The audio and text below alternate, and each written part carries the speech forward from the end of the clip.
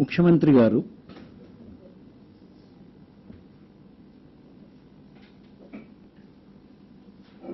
విదేశీ పర్యటనలు చేస్తున్న ప్రతి సందర్భంలోనూ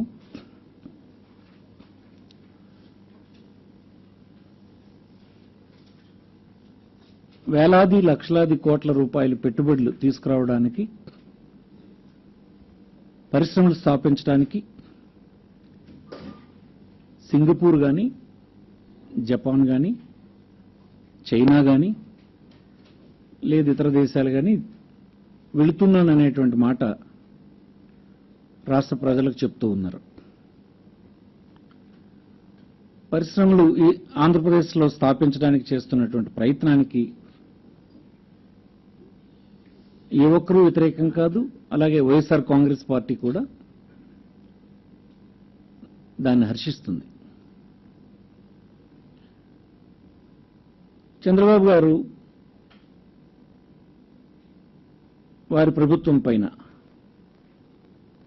ఒక సహజంగానే కొన్ని ప్రశ్నలు అడగాల్సినటువంటి అవసరం ఉంది.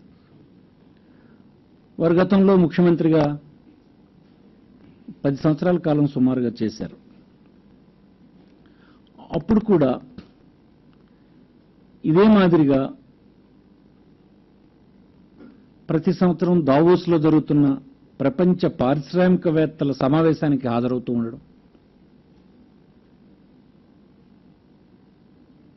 ప్రతి సంవత్సరం పెట్టుబడులు ఆకర్షించడానికి అవసరమైన ఒక సమిట్ని ఆంధ్రప్రదేశ్లో నిర్వహిస్తూ ఉండడం, జాతీయ అంతర్జాతీయ పత్రికల్లో ఇతను ఒక బిజినెస్ లీడర్గా గొప్ప పరిశ్రమలను ప్రోత్సహించే వ్యక్తిగా అవార్డులు వస్తూ ఉండడం జరుగుతూ ఉండేది. ఒక్కొక్క సమిట్లో 50,000 కోట్లు, 1,00,000 కోట్లు, 2 లక్షల కోట్ల రూపాయలు ఎంఓయూలు సంతకాలు జరిగినట్టుగా నాడు బయట వార్తలు వస్తూ ఉండేవి. 2004లో అధికారం కోల్పోయిన తర్వాత ఆనాడు ప్రభుత్వం ఇచ్చినటువంటి లెక్కల్ని, పారిశ్రామిక ప్రగతిని ఒకసారి చూసినప్పుడు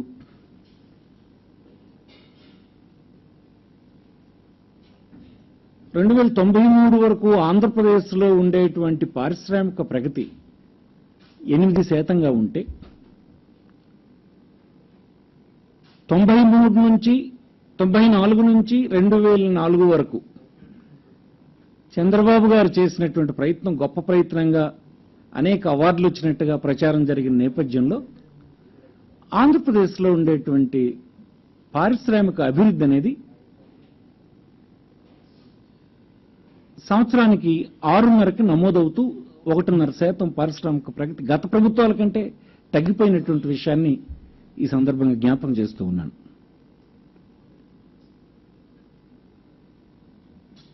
ఆనాడు ఇన్ని మాటలు చెప్పినప్పుడు, ఇన్ని లక్షల కోట్ల గురించి ప్రతి సమిట్లో సంతకాలు అయినాయని చెప్తున్నప్పుడు 10 సంవత్సరాల తర్వాత చూసినప్పుడు 10,000 కోట్ల రూపాయల ఏ గ్రీన్ఫీల్డ్ ప్రాజెక్టు, అంటే ఈ రాష్ట్రంలో పరిశ్రమను స్థాపించి కొత్తగా పరిశ్రమను ఏర్పాటు చేసినటువంటి పరిశ్రమ ఒక్కటి కూడా ఆ 10 సంవత్సరాల్లో రాలేదు. ఈ వివరాలు తెలియనటువంటి వారు ఈ ప్రయత్నం వల్ల ఆంధ్రప్రదేశ్ గొప్పగా అభివృద్ధి చెందిపోయిందేమో అనేటువంటి అనుమానం, అభిప్రాయాన్ని కలిగించగలిస్తున్నారు. అది రాజకీయాల్లో మనుగడకు అతనికి అది ఉపయోగపడొచ్చేమో కానీ పౌరులకి, ఈ రాష్ట్రానికి అదేమీ ఉపయోగపడలేదని ఈ సందర్భంగా మనవి చేస్తున్నాం. ఇప్పుడు కూడా మళ్ళీ అట్లాంటి మోసకారితనమే జరగకుండా 5 సంవత్సరాల నాడు వెనుక చూసినప్పుడు ఇన్ని సమస్యలతో కొట్టుమాట్లాడుతున్నటువంటి రాష్ట్రానికి సమస్యలన్నీ పక్కన పెట్టి కేవలం దీంతో కాలక్షేపం చేసేము అనేటువంటి మోసపోయినామనేటువంటి ఆవేదన కలగకుండా ప్రధానమైన ప్రతిపక్షంగా కొన్ని విషయాల్ని ప్రభుత్వాన్ని, ముఖ్యమంత్రి గారిని మేము అడుగుతూ ఉన్నాం. మొదటిది, ఈ రాష్ట్రంలో పరిశ్రమలు స్థాపించడానికి వచ్చినటువంటి ఎంఓయూలు, మీరు 3 దేశాల్లో తిరిగినప్పుడు ఎంఓయూల సంఖ్య చెప్పారు. ఈ ఎంఓయూల్ని వెంటనే పబ్లిక్ డొమైన్లో పెట్టండి, ప్రధాన ప్రతిపక్షానికి ఇవ్వండి, పౌరులందరూ చూసుకునేటట్టుగా మీరు ఎంఓయూలో పెట్టుకున్నటువంటి అంశాలేమిటో ప్రజలకు చెప్పండి అని తెలియడానికి వీలుగా ఉండాలని మనం చేస్తున్నాం. ఎందుకంటే నేడు రైట్ టు ఇన్ఫర్మేషన్ యాక్ట్ వచ్చిన తర్వాత సాధారణంగా ఒక ప్రైవేటు వ్యక్తుల తాలూగా ఆస్తి కొనుగోలు వివరాలతో సహా మనం వెబ్సైట్లో చూసుకునే అవకాశం వచ్చింది. అలాంటిది ఒక రాష్ట్ర ప్రభుత్వం ఇంకొక దేశంలో ఉండే పారిశ్రామికవేత్తతో ఒప్పందం చేసుకునేటప్పుడు ఆ ఒప్పందాల్ని బహిర్గతం చేయాల్సిన కనీస కర్తవ్యం ఈ ప్రభుత్వానికి ఉంది. ప్రధానమైన ప్రతిపక్షంతో సహా పౌరులందరికీ అందుబాటులో పెట్టి ఉండాలి. ఇది పెట్టకపోవడం అనేది నేరమని, వెంటనే ఇది పెట్టాలని వైఎస్ఆర్ కాంగ్రెస్ పార్టీ డిమాండ్ చేస్తుంది. ఎందుకు ఇది మేము అడుగుతున్నానంటే, ఇటీవల హీరో హోండాతో ఒక ఒప్పందం కుదిరినట్టుగా ఆ ఒప్పందంలో ఉండేటువంటి సారాంశం మీరు తీస్తే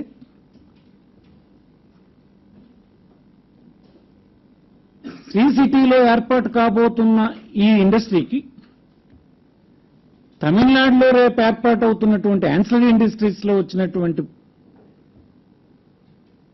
వస్తువులకు కూడా తమిళనాడు ప్రభుత్వానికి చెల్లించాల్సినటువంటి వాల్యూ యాడెడ్ ట్యాక్స్ ను కూడా రేపు మన రాష్ట్రంలో శ్రీ సిటీలో ఏర్పాటు చేయబోతున్న హీరో హోండాకి రాయితీగా ఇవ్వడం జరిగింది. 20 సంవత్సరాలు ఇవ్వడానికి అంగీకరించినారని ఇది మాకు తెలిసింది. 5 సంవత్సరాల కాలానికి ఎవరికైనా ప్రభుత్వానికి ఒక పార్టీకి అధికారాన్ని పౌరులు ఇచ్చినప్పుడు రేపు మనం చేస్తున్నటువంటి తప్పిదాల వలన గుదిబండలు కాకూడదని ఈ సందర్భంగా మనం చేస్తున్నాం. పారిశ్రామికవేత్తలకు పెట్టుబడులు ఆకర్షించడం అనేటువంటి నెపంతో మీరు తెలిసి తెలియకు కాకపోతే ఇతరత్ర ప్రయోజనాల కోసం దశాబ్దాల తరబడి ఇస్తున్నటువంటి రాయితీలు గుదిబండలై అసలుకు మోసం వచ్చే ప్రమాదం ఉంటుందన్నటువంటి విషయాన్ని ప్రధానమైన ప్రతిపక్షంగా మేము చూసుకోవాల్సినటువంటి అవసరం ఉంది కనుక మీకు హెచ్చరిస్తున్నాం. తదుపరి ఇంకొక ఇతర దేశంతో జరిగినటువంటి ఒక ఒప్పందంలో ఇరు దేశాల్లో ఉండేటువంటి ఫోర్స్లో ఉండే చట్టాలు ఏవి కూడా ఈ వ్యవహారం పరిధిలోకి రావు అన్నటువంటి ఒక కండిషన్ని మా పార్టీ తెలుసుకుంది. అంటే ఇది ఎక్కడికో వెళ్ళిపోతుంది.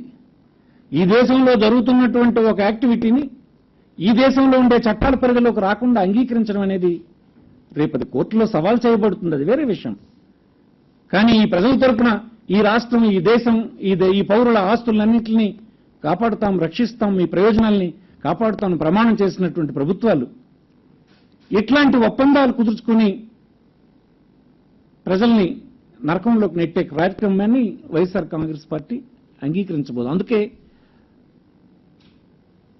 మా రాజకీయ పార్టీతో సహా పౌరులందరికీ అర్థం చేసుకునేడానికి వీలుగా పబ్లిక్ డొమైన్లో ఈ ఒప్పందాల్లో ఉండేటువంటి విశేషాలన్నింటినీ పెట్టాలని మనం చేస్తున్నాం. ఒప్పందం జరిగిందంతా ఇండస్ట్రీ రాలేదు అన్నటువంటి విషయాన్ని గడిచిన 9 సంవత్సరాల కాలంలో మీ పరిపాలన రుజువైంది. అనేకసార్లు మేము ఇంతకుముందు అడిగినప్పుడు కూడా మీరు చెప్పలేకపోయినారు. ఒక్క ఇండస్ట్రీని మీరు చూపించండి అంటే చూపించలేకపోయినారు. ఒక గ్రీన్ఫీల్డ్ ప్రాజెక్ట్ని 10,000 కోట్లతో పెట్టుబడి పెట్టి మీ ప్రోత్సాహం వల్ల వచ్చిందని చెప్పాలంటే చెప్పలేకపోయినారు. అందుకోసం మేము ఇప్పుడు ముందు జాగ్రత్తగా మీకు అడుగుతూ ఉన్నాం, ఈ ఎంఓయూలన్నింటినీ మీరు బహిరంగపరచండి. తదుపరి వార్తలు చూస్తే సిమెంట్ రంగంలో జపాన్ నుంచి ఇన్వైట్ చేసాం, చైనా నుంచి ఇన్వైట్ చేసినాం. అసలు మనకు స్పష్టమైన క్లారిటీ ఉందా? ఎలాంటి పరిశ్రమలు ప్రోత్సహించడానికి పెట్టుబడులను మనం ఆకర్షించాలి, ఎలాంటి పారిశ్రామికవేత్తల్ని దేశంలో ఉన్నటువంటి వారిని ప్రోత్సహించాలి అనే దాని మీద ఎక్కడ క్లారిటీ ఉన్నట్టుగా లేదు. దేశంలో ఆంధ్రప్రదేశ్ సిమెంటు పరిశ్రమలో చాలా ఉన్నతిని సాధించింది.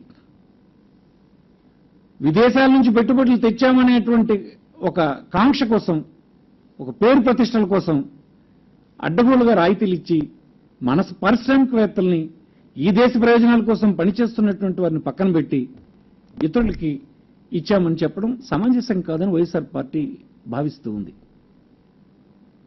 అలాగనే సోలార్ ఎనర్జీలో బ్రహ్మాండంగా ఈ దేశంలో, ఈ రాష్ట్రంలో ఉండే పారిశ్రామికవేత్తలు దేశమంతా విస్తరించి ఉన్నారు. ఎనర్జీ సెక్టర్లో బ్రహ్మాండంగా ఈ ప్రాంతం నుంచి అన్ని రాష్ట్రాల్లోనూ థర్మల్ పవర్లోను, హైడల్ పవర్లోను, అలాగే అవకాశం ఇస్తే సోలార్ పవర్లోను కూడా ముందంజ వేయగలిసినటువంటి పారిశ్రామికవేత్తలు ఉన్నారు. మన పారిశ్రామికవేత్తలను విడిచిపెట్టి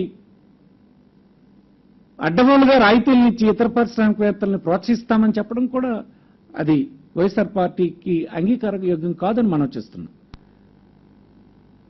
ఇట్లాగా మీరు లేనిపోని ప్రతిష్టకు పోయి గుదిబండల లాంటి ఒప్పందాలను చేసుకొని వస్తే అది శాపమై కూర్చుంటుంది ప్రజలకని ఈ సందర్భంగా మనం చేస్తున్నాం.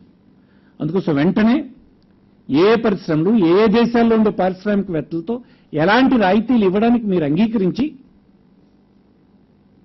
ఒప్పందం చేసుకున్నారో ఇమీడియట్ గా వైఎస్ఆర్ కాంగ్రెస్ పార్టీకి పంపించండి, పబ్లిక్ డొమైన్లో కూడా పెట్టండి.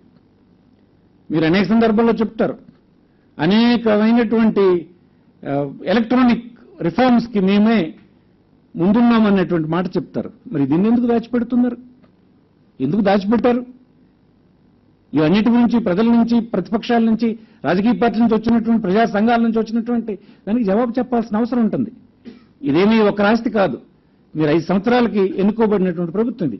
ఈ సంవత్సర కాలం అయిపోయింది, ఇంకో 4 సంవత్సరాలు మాత్రమే ఉంది. అలాంటిది 25 సంవత్సరాలు జీవితకాలం రకరకాల రాయితీలు ఇచ్చి గుదిబండలుగా ప్రజలకు చేయడం అనేది మంచిది కాదు. మీరు లేనిపోని ప్రతిష్టలకు పోయి లేనిపోని అగ్రిమెంట్లు సంతకాలు చేయడానికి కూడా మేము అంగీకరించం. వెంటనే మీరు ఎంఓఏలన్నింటినీ బయటపెట్టండి. దానిపైన వైఎస్ఆర్ కాంగ్రెస్ పార్టీ అవసరమైనటువంటి సూచనల్ని, మార్పుల్ని ప్రజల తరఫున సూచిస్తుంది, కోరుతుంది. దానికి పాజిటివ్గా ప్రభుత్వం స్పందించాలని కోరుతున్నా. సేమ్ టైం దేశంలో ఉండే పారిశ్రామికవేత్తలు ఇలాంటి పెట్టుబడులు పెట్టడానికి ముందుకు వస్తున్నప్పుడు ఇతర దేశాల్లో పరుగులు తీసి ఊరకనే గొప్పలకు పోయిన దానికంటే మన పారిశ్రామికవేత్తల్ని ప్రోత్సహించడం, అదే రాయితీల్ని ఇవ్వడం ద్వారా మరింత మేలుగా ఉంటుందని మాకు అభిప్రాయం ఉంది. మీరన్నీ దాచిపెట్టడం వలన మరిన్ని అపోహలకు ఛాన్స్ వస్తుంది. ఆ ఛాన్స్ లేకుండా ఉండాలంటే అన్ని ఎంఓఎల్ని మీరు పబ్లిక్ డొమైన్లో పెట్టాలని వైఎస్ఆర్ కాంగ్రెస్ పార్టీ డిమాండ్ చేస్తుంది.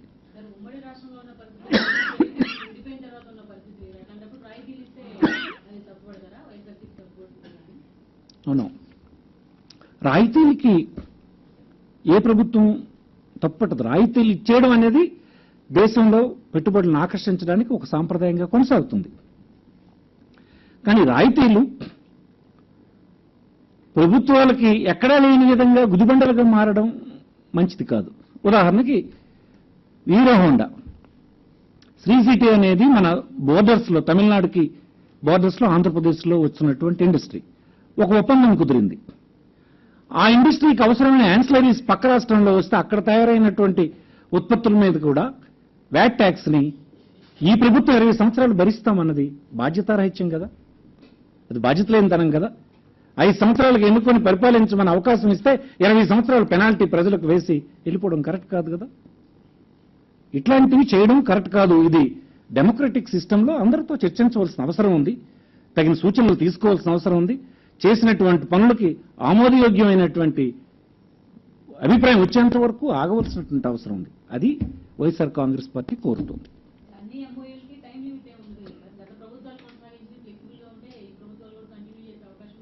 అదే మేము అడుగుతుందో పెట్టండి అంటున్నాం.